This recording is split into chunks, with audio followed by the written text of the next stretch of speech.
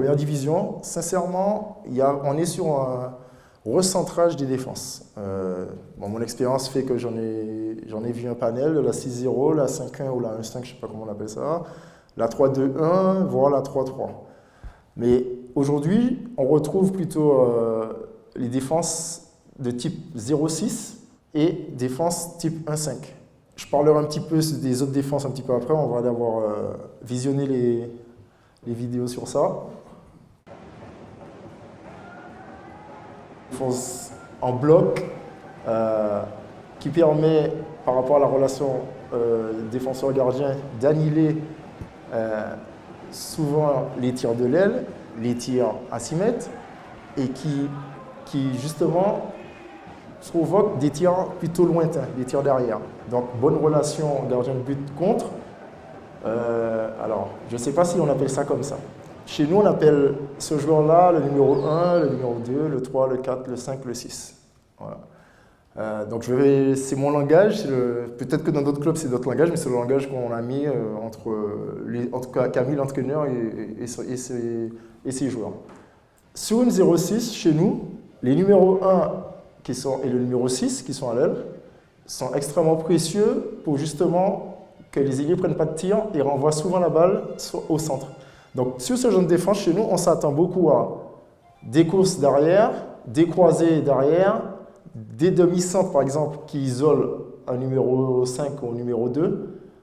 Et ce qui permet, par exemple, sous ce type de défense, nous gardiens, d'avoir beaucoup de tirs de loin. Le pivot, il a du mal à se balader parce que c'est une défense en bloc de zone.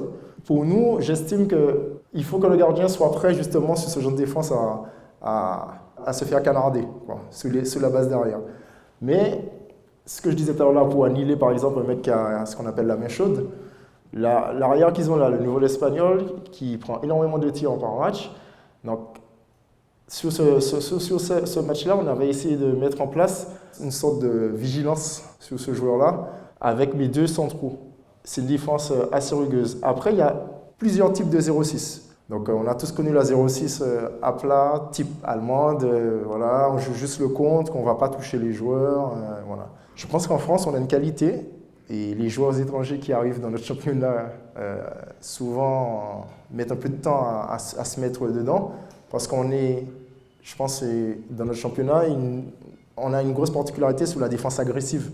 C'est-à-dire que même notre 6-0, on pourrait même parfois la qualifier de 3-2-1 à l'intérieur. Parce que souvent, chez nous, par exemple, dans notre système, les numéros 5 et les numéros 2, à l'opposé de la balle, décrochent énormément.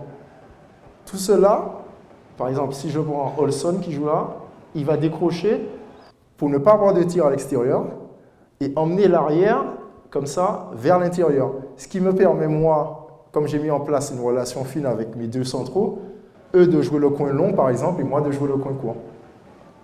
Donc ça, c'est notre défense typique de base et je pense qui est le plus souvent répétée en première division. Là, on est chez les Nîmois. Défense plutôt basse, mais dès que ça enclenche, les numéros sont hauts. Les numéros 2 et les numéros 5 sont hauts. Je ne sais pas si c'est le principe de base, les deux numéros 2 et les numéros 5, mais c'est quelque chose de nouveau. C'est quelque chose qu'on n'avait pas vu il y a 4-5 ans. On ne voyait pas trop ce type de défense et de numéro 2 et de numéro 5 qui venaient justement pour inciter les arrières à venir un peu ce qu'on appelle un peu dans l'entonnoir intérieur et qu'après justement la relation défenseur-contreur et gardien de but soit des plus faciles. Mais aujourd'hui, c'est la caractéristique, je trouve, qu'on retrouve souvent dans les équipes de N1.